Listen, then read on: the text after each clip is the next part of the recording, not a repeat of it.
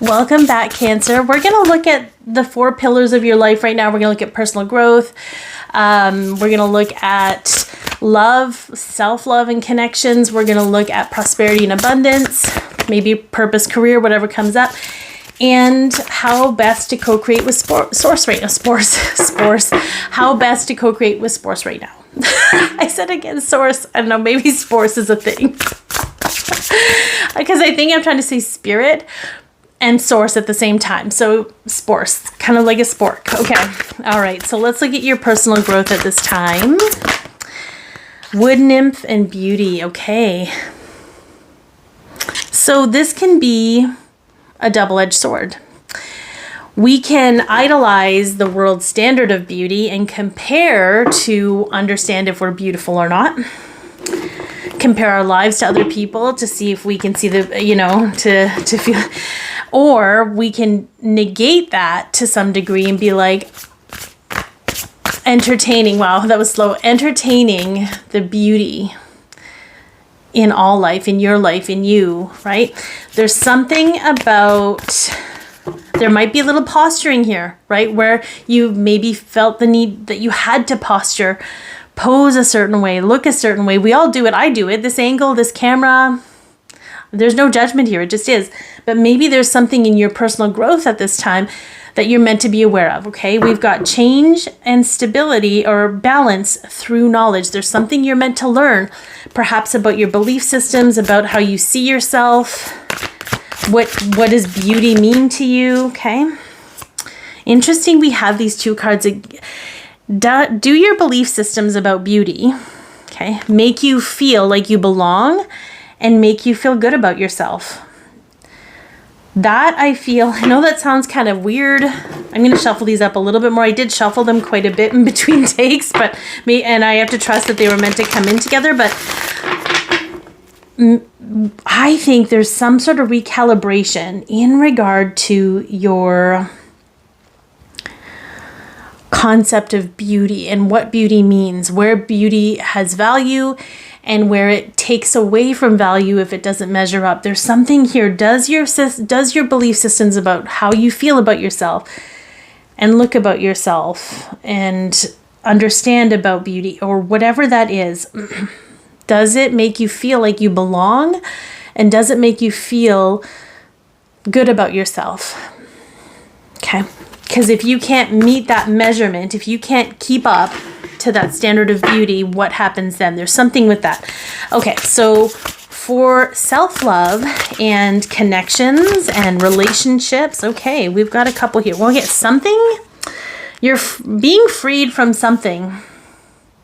Okay, you're being freed from something. We have expansion. So there might be, and we have a little bit of uncertainty. Okay, so, and we have love. Okay. I feel like you're being freed from something. We have a number 13. I don't know if that's significant. Okay. You're being freed from perhaps a relationship, and that can create some uncertainty for you, but I feel like it's happening for your expansion. So whether this is a collaboration with somebody, a family relationship, a romantic relationship, you're being freed from something that was robbing you of loving yourself in some way or limiting your ability to expand. Okay. You cannot expand with this person, whoever it may be. Let's get some clarifications on that. Okay. Yeah. We have the Knight of Wands. Okay. The Knight of Wands is a little bit of an impulsive energy. So this could be something that happens suddenly, but we have the Ace of Swords. It's going to give you an opportunity to see things in a certain way. It's going to help you recognize what's really happening is happening for you. Okay. I feel like some of you already know this, like being so intuitive. I feel some of you already know this to some degree, but it doesn't change the fact that you're not really quite sure if it's actually going to happen. And when it happens, it's kind of like, is this like, so I feel like it's something that's going to happen, that's going to expand your mind and recognize that maybe you were involving yourself with people that were limiting you in some way and didn't realize it. Okay. Like we all kind of do that. There are some soul contracts that just kind of run their course and we just have to honor them. But I think it's actually going to be more expansive for you and better for you that this has happened, but it may take a bit to come into that knowledge. So even if this is just a little heads up, just to give you, not to doom and gloom anything, because I do think it's actually for your betterment, but it might not feel that way at first, okay? For your prosperity and abundance, okay? Okay, we have some kind of sanctuary energy. We have balance and love through empowerment. Perhaps just trusting. We've got trust and stillness, trusting that your needs will be taken care of no matter what transpires in the next little while, to know that the things that you've maybe built for yourself or created for yourself are not going to change. There's something here I feel that, okay. You may have been somebody that was dependent on somebody else financially, okay. I don't know if these are all going to line up to those of you that are watching this, but you may have been, but it's time to move out into your own independence, into your own dependent financial means and means of prosperity, of creating your own prosperity. But you may have always felt that you needed the help of others, or other people needed to support you financially, whatever that is. Again, there's no judgment in that. It's just, or thinking that you can't reach a certain height unless you have somebody backing you. Like there's something, I feel like this shift that's going to happen with you, I feel like you're for sure going to learn to be financially independent of yourself. I think it's already been happening a little bit. And this doesn't have to necessarily be in this column a romantic relationship. Perhaps you're, dependent on certain clients that you're just don't want to work with anymore, but feel you have to. There's something shifting with that, okay? So how best can you co-create with Source at this time?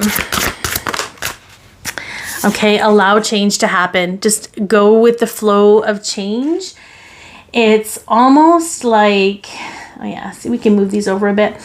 It's almost like you're trying to paddle the canoe, but you're trying to take it, because you can see where you want to go and you're trying to take it up the hill, but Spirit is trying to take you in an easier direction that you're going to enjoy, even if it isn't a direct route. So you almost have to just and I love that it's a 3, because 3 is co-creation with Source. Okay, what do we got here? Whoops. Yeah. We've got the 4 of Pentacles kind of all by itself, which is I think it's like the 3rd decade of Cancer, anyway, or of Capricorn. But this is somebody that's holding on a little bit too tightly to things, but Spirit wants to take them here. Let Spirit show you the way. Let them take you there. Be patient with it. We've got all these things. Put the burden down. Master your emotions. Don't hold them back. Just be aware of where they're trying to make you feel like you have to control the situation. You might be trying to make things happen or force things to happen, and it just ends up being a lot of exhausting work for you that Spirit wants to help you with. They want to help you to the easiest route. You want a more loving relationship in your life, they're going to take you there, even if it's not the most logical way or what your brain can think of. You want a more independently financial life, they're going to take you there, but it may not be the way you think you're going to get there. There's something here about allowing change to show you where Spirit wants you to go. So I hope that this has helped, and I'm sending you all so much love, and take care.